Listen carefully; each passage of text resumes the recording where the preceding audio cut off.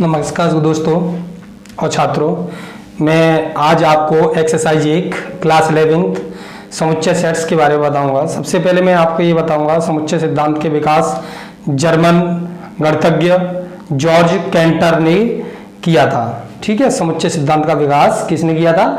George canter, जो German गणितज्ञ थे। ठीक है, अब समुच्चय क्या चीज होती है? सबसे पहले आपको ये समझना है कि समुच्चय होता है समूह, और समूह किसी भी चीज का हो। मैं आपसे कहूँ जैसे कि महीनों का समुच्चय। अब महीनों का जैसे आप जानते हो कि जनवरी को कैसे लिखोगे? जे। ठीक है, फरवरी एफ। ठीक है, मार्च एम। मैं स्मॉल में क्या लिख रहा हूँ मैं आपको अभी समझाऊंगा। मार्च, अप्रैल, मई। ठीक है, पूरा नाम लिख देता हूँ किसी किसी का। जून। ठीक है, अब देखो ध्यान देना, जो पर्सनल नाम से हो, पर्सनल नाम से बुलाए जाएं वो अवयव के रूप में माने जाएंगे। और इन सभी को आप ये जानते हो कि इन सभी महीने के नामों को किससे, एक ही नाम कौन सा होगा इन सभी महीनों का? आप जानते हो कि क्या नाम होगा एक ही नाम? तो इन सभी को एक ही नाम मंथ मतलब महीनों से जाना जाता है। महीना, आपसे कोई बात करेगा कि क्या कि महीने, तो महीने के नाम से जाना जाता है। तो इन सब को जिस नाम से जाना जाता है उसे लिखेंगे कैपिटल अक्षर से। तो इसको किससे? एम से, मतलब मंथ से। तो इसके पहले अक्षर को ही समुच्चय का रूप दिया जाता है। तो जो पूरे समुच्चय को जिस नाम से जाना जाए उसे बोलते हैं, पूरे संगठन को जिस नाम से जाना जाए तो उसे बोलते हैं समुच्चय। और संगठन के अंदर जो एक एक नाम से बोले जाते हैं, ये जो कोई भी हैं उन्हें बोलते हैं क्या? अवयव। ठीक है, ध्यान रखना, ये क्या बोलेंगे? अवयव। ठीक है, तो सबसे पहले आपको ये ध्यान रखना है समुच्चय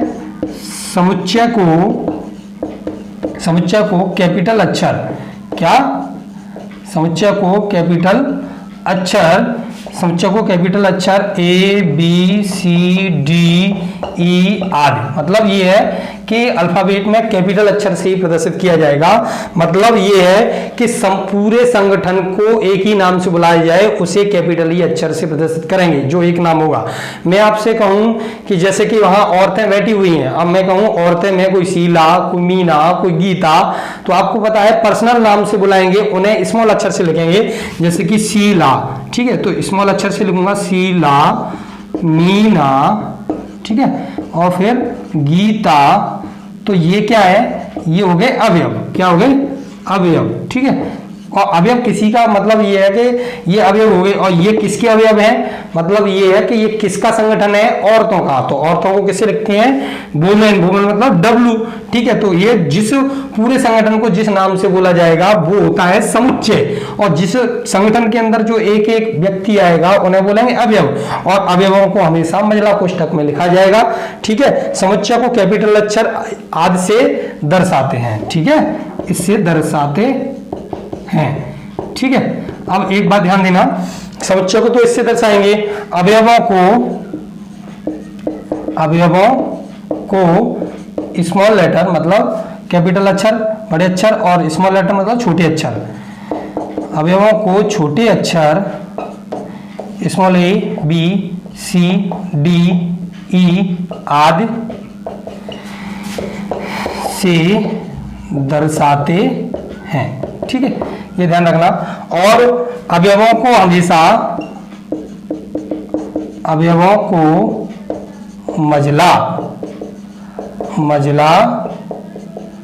मजला कोष्ठक में लिखा जाता है। ठीक है, अवयवों को किसमें लिखा जाता है? मजला कोष्ठक में लिखा जाता है। ठीक है, अब ये ध्यान रखना कि इनको मजला कोष्ठक में लिखा जाता है।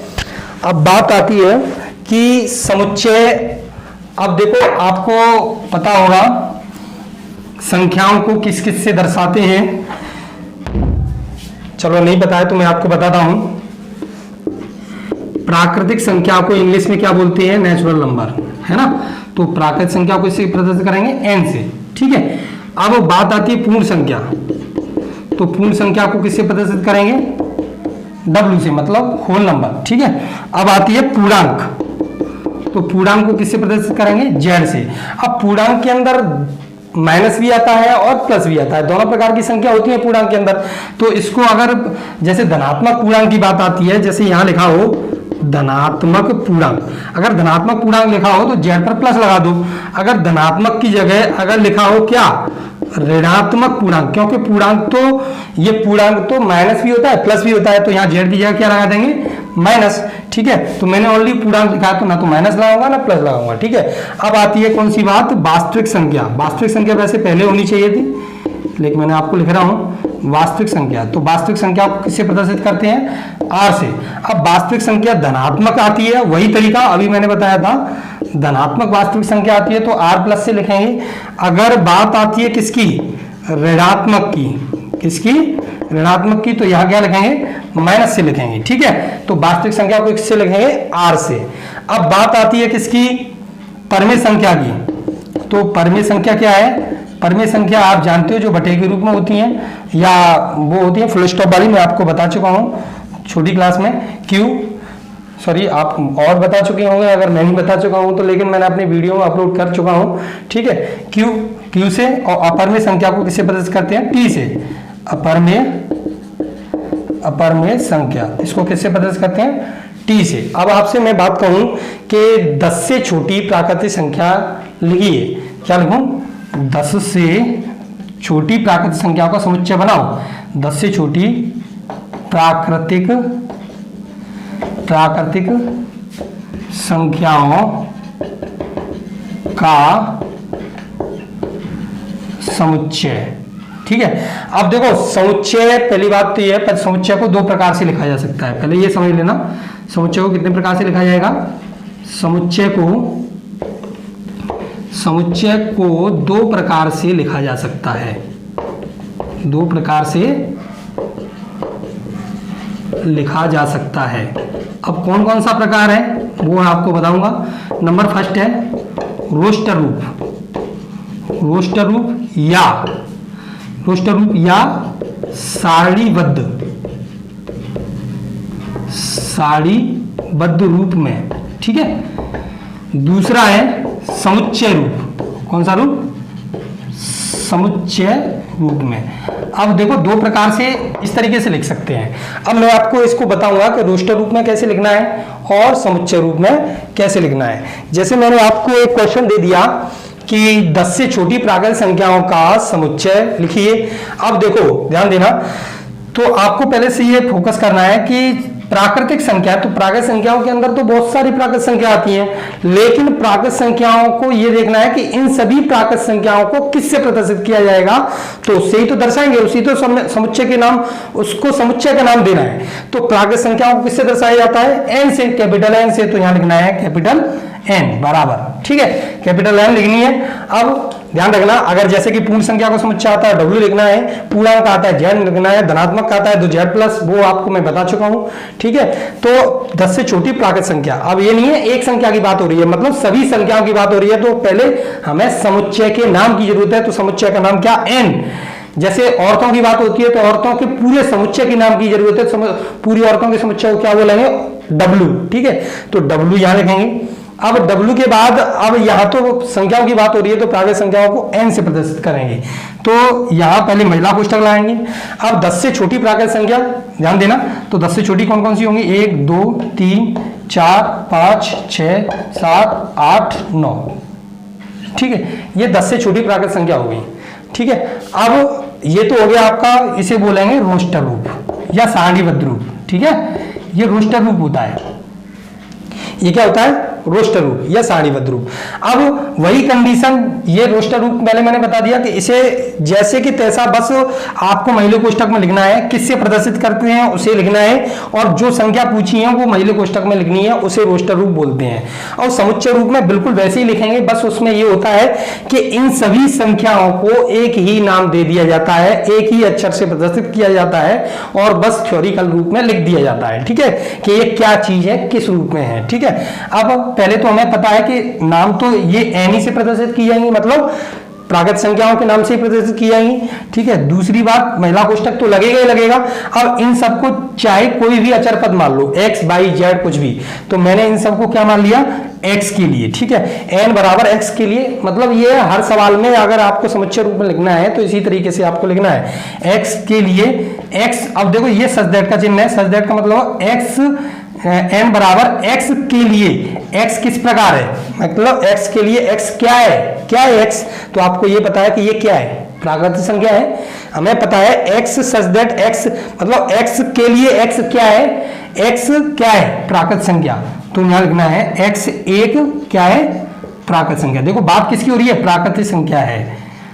अब देखो आप ये जानते हो कि प्राकृतिक संख्या है, तो प्राकृतिक संख्या तो अनंत तक होती है, प्राकृतिक संख्या है तो प्राकृतिक संख्या तो अनंत तक होती है, तो यहाँ तो ये सूट नहीं होगा, लेकिन यहाँ पर भी हमें कुछ शर्तें लिखनी है। अब शर्तें क्या लिखोगे, x एक प्राकृतिक संख्या, तो प्राकृतिक संख्या तो 1 2 3 4 5 6 7 8 9 10 11 12 अनंत तक हो जाएंगी, लेकिन यहाँ तो ओनली 9 तक है, तो यहाँ आपको लिखना भी है, शर्त को साथ में लिखना है। क्या शर्त को लिखना है, जहां x जो है वो 10 से छोटी है। ये हो गया आपका समुच्चय रूप, मतलब ये है किसी भी संख्या को ज्यों का त्यों उसके ब्रैकेट में लिखना जैसे सवाल में दिया है, और उसके सामने जिससे प्रदर्शित करते हैं उसको लिख देना, उसे बोलते हैं रोस्टर रूप, और इस तरीके से लिखना इसे बोलते हैं समुच्चय रूप। ठीक है, इसको क्या बोलेंगे,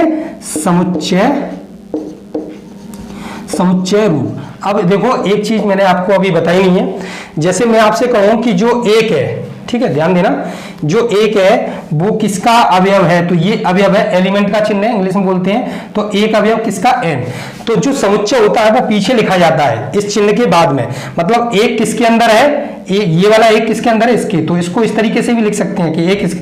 अब मैं आपसे बोलूं -5 अवयव है, अब ये बताओ -5 इसके अंदर है, n के नहीं है ना, तो इसको मैं क्या बोलूंगा, n को नहीं, इसको काटूंगा नॉट अवयव। ठीक है, तो मतलब जो अवयव है वो इधर लिखा जाएगा, जो समुच्चय है वो इधर लिखा जाएगा, मतलब ये अवयव, मतलब ये किसका चिन्ह है मालूम है, अवयव का, ये बताता है कि ये इसका अवयव है या नहीं है, तो मतलब एक अवयव किसका है, n का, -5 अवयव n का नहीं है, तो ये चिन्ह क्या किसको दर्शाता है, अवयव को दर्शाता है। ठीक है, तो ये मैंने आपको बताया कि समुच्चय कैसा होता है, किसको कहते हैं, और समुच्चय क्या चीज है, और इसके समुच्चय विकास क्या किसने किया।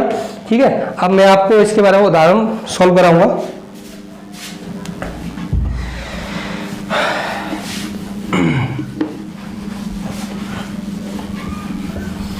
एग्जाम्पल आपका पहला है, अब एग्जाम्पल पहला क्या कह रहा है,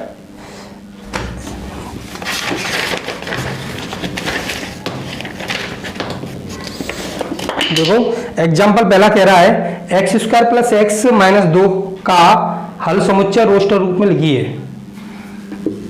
ध्यान देना, एग्जाम्पल फर्स्ट, x² + x - 2 का हल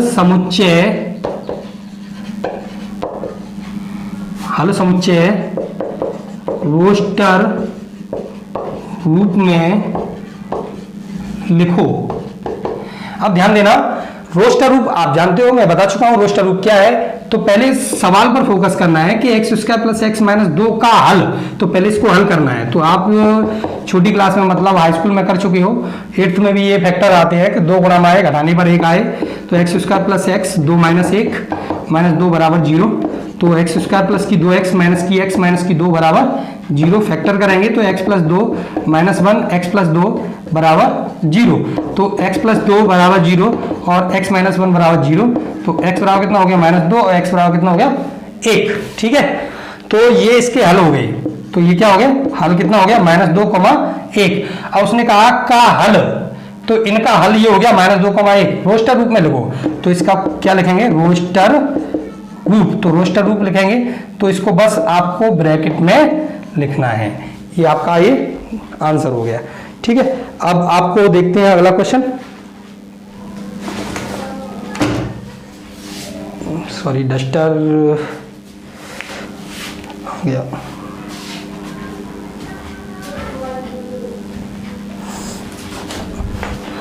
अगला क्वेश्चन मतलब अगला एग्जाम्पल 2 है आपका, बुक को मैं हाथ में ले लेता हूं क्योंकि बार बार देखना पड़ेगा।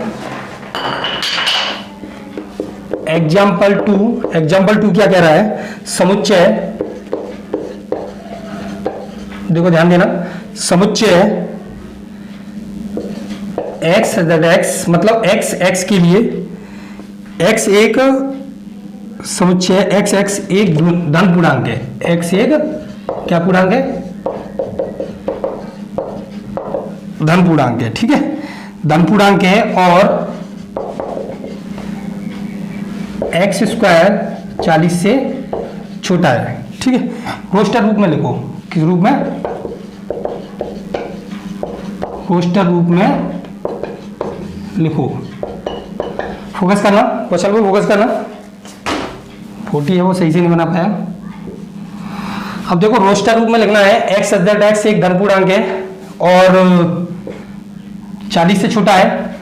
अब देखो ध्यान देना, पूर्णांक किसे कहते हैं, पूर्णांक मैं आपको बता चुका हूं कि पूर्णांक होता है चाहे वो प्लस का हो या माइनस का हो, उसे बोलते हैं पूर्णांक, ठीक है।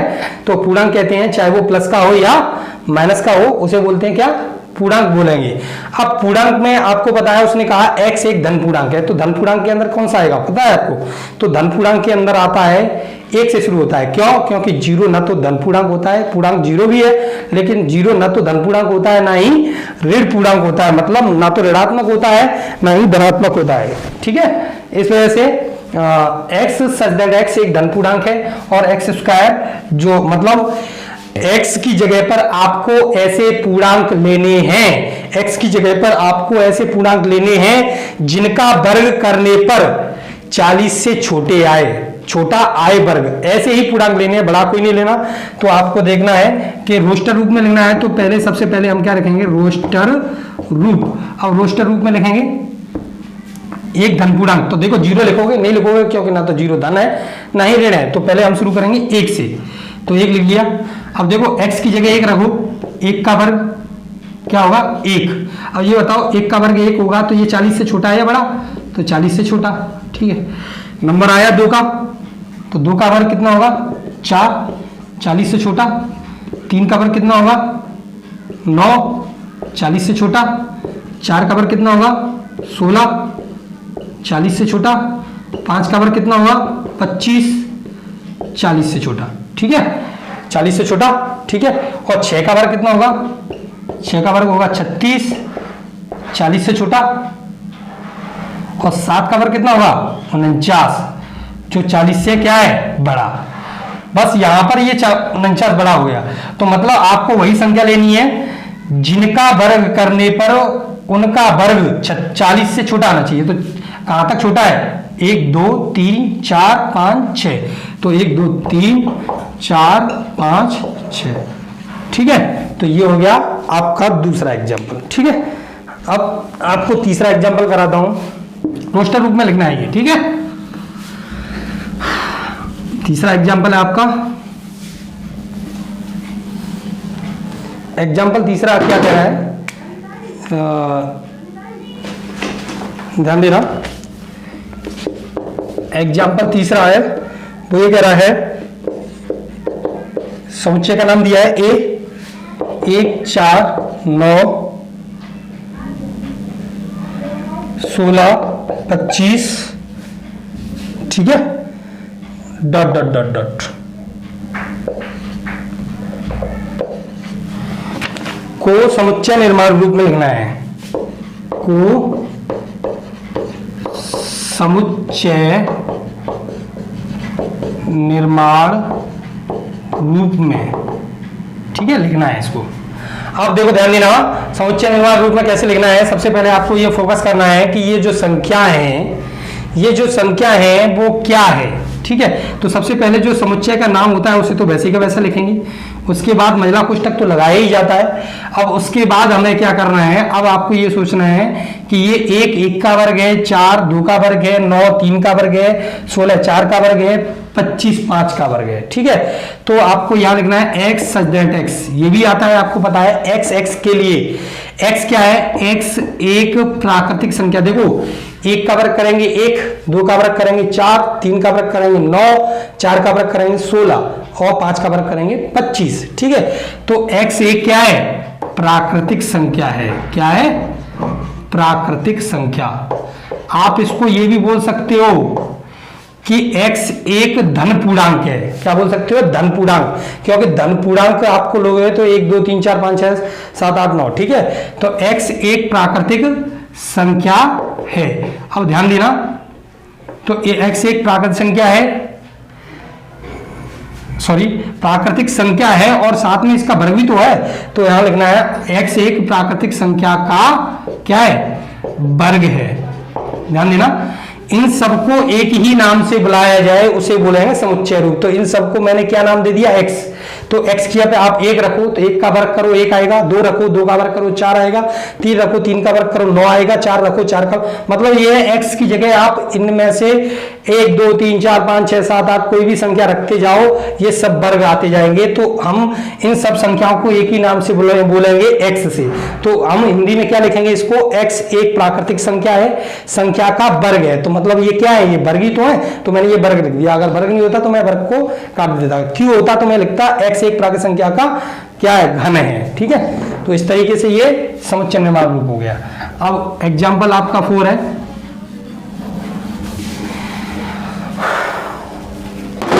अब एग्जाम्पल आपका 4 करेंगे हम। एग्जाम्पल 4 में क्या दिया है? एग्जाम्पल 4 है जो रोस्टर रूप में लिखा हुआ है 1/2, 2/3, 3/4, 4/5, 5/6 और 6/7, ठीक है।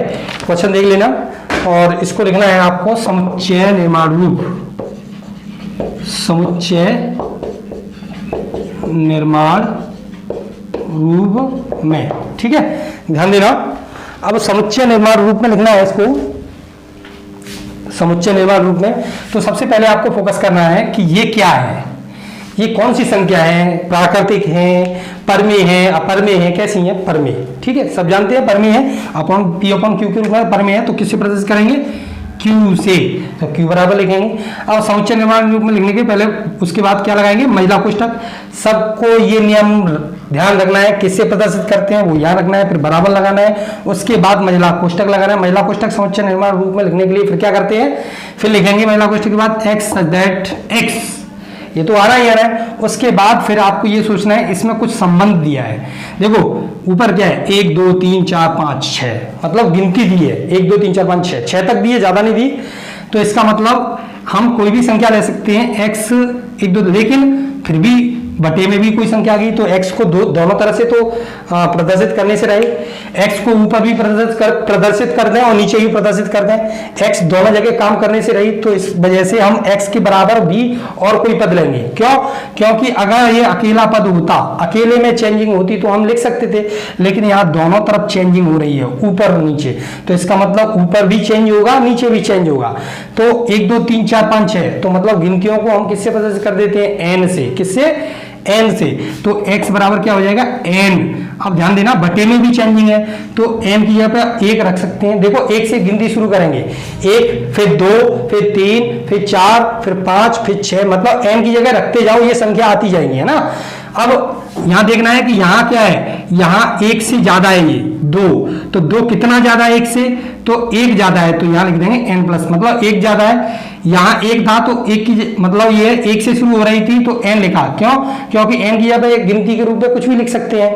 तो यहाँ 2 से शुरू हो रही थी तो हमने क्या कर दिया? क्योंकि 1 से शुरू होनी चाहिए तो हमने 1 ज्यादा कर दिया, मतलब 1 से ही शुरू कर दिया लेकिन 1 जोड़ दिया। इसको 2 को 1 + 1 2 भाग कर दिए, तो इस 1 से शुरू होगी तो यहाँ n से लिख दिया, ठीक है, n + 1।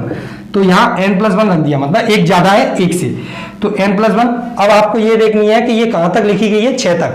तो आपको लिखना है n क्या है? आपको पता है प्लस की संख्या है सर। n क्या है? n एक प्राकृतिक संख्या है। क्या है? प्राकृतिक संख्या। कौन सी संख्या? प्राकृतिक संख्या।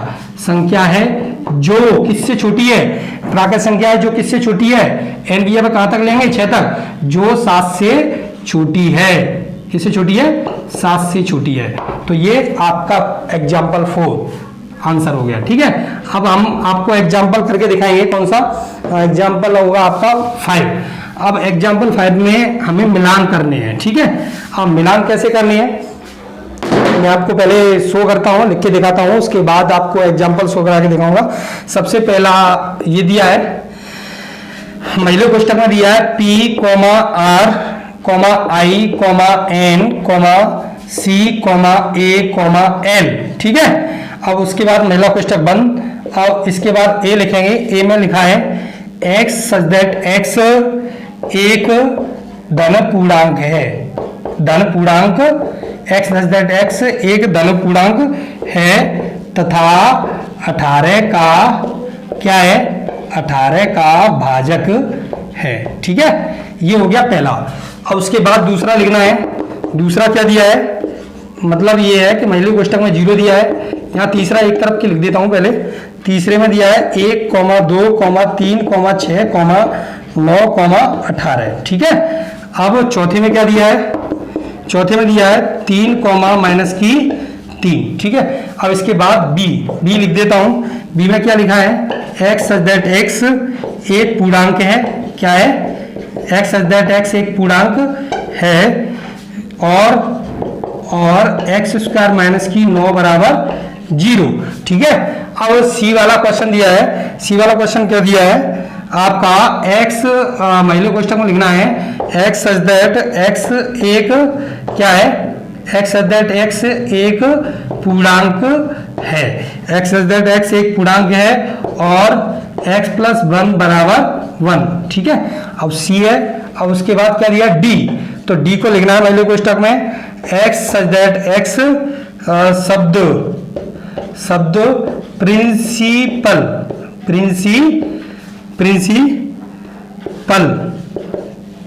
का एक अक्षर है, प्रिंसिपल का एक अक्षर है। अब ध्यान देना इसका ना आप इसकी तरफ, वैसे आप इसको अपनी तरफ से भी सॉल्व कर सकते हो। एक तरफ लिखा है आपका समुच्चय रूप, एक तरफ लिखा है आपका समुच्चय रूप और दूसरी तरफ लिखा है क्या, रोस्टर रूप, सॉरी उधर समुच्चय रूप इधर रोस्टर रूप। तो सबसे पहले आपको ये ध्यान रखना, जैसे मैं आपको कोई अक्षर लिख देता हूं, फॉलो आप जानते हो, FOLLOW। अब मैं कहूं कि इस फॉलो शब्द के अक्षरों को समुच्चय रूप में लिखिए, तो आप क्या करोगे मालूम है, महिला कोष्टक लगा के F, O, L, W। मतलब ये है कि कोई भी अक्षर कितनी भी बार आए, कोई भी अक्षर कितनी बार आए, लेकिन आपको लिखना है एक ही बार। शब्द के अक्षरों को अगर समुच्चय रूप में लिखना है तो कोई भी अक्षर कितनी भी बार आए, लेकिन आपको कितनी बार लिखना है, एक बार लिखना है, ठीक है। तो इसी तरीके से आप ये मत सोचना कि सर ने तो ये बताया था कि इस महिला कोष्टक के अंदर अक्षरों को ओनली छोटे से अक्षरों में लिखा जाता है, ऐसा कुछ नहीं है। मतलब वो अवयवों को लिखा जाता था अगर संगठन को लिखा जाए तब, लेकिन ये प्रिंसिपल के अक्षर है और अक्षरों को समुच्चय रूप में लिखने हैं तो एक एक करके लिखेंगे, तो अक्षरों को एक ही बार लिखना है, ठीक है।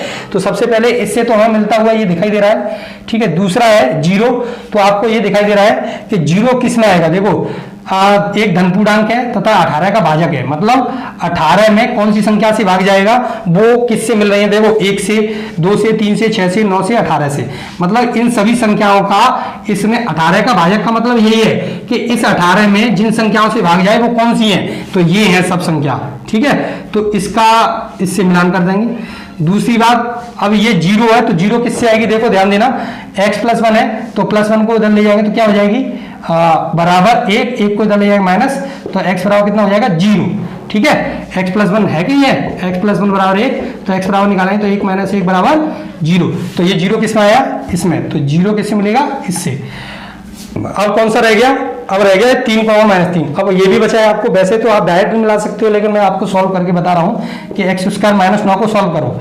x² - 9 को सॉल्व करेंगे तो x² बराबर 9 और x² बराबर निकालेंगे तो स्क्वायर हटाएंगे, 9 पर स्क्वायर रूट चढ़ाएंगे तो 9 का स्क्वायर रूट क्या होगा, +-3, तो x बराबर कितना होगा 3, -3। तो ये किसके मिलान हो गया, इसका मिलान हो गया इससे, ठीक है। ये आपके एग्जाम्पल पूरे हो चुके हैं, एग्जाम्पल ये आपका था 5, ठीक है। अब मैं अगली वीडियो में आपको बताऊंगा, एक्सरसाइज कराऊंगा। मेरा आप सपोर्ट करो और सब्सक्राइब करो और ज़्यादा से ज़्यादा शेयर करो और स्टूडेंटों से कहो, और मैं आपके लिए ज़्यादा से ज़्यादा मेहनत करूं, इसलिए मेरे चैनल को सब्सक्राइब करना। Thank you.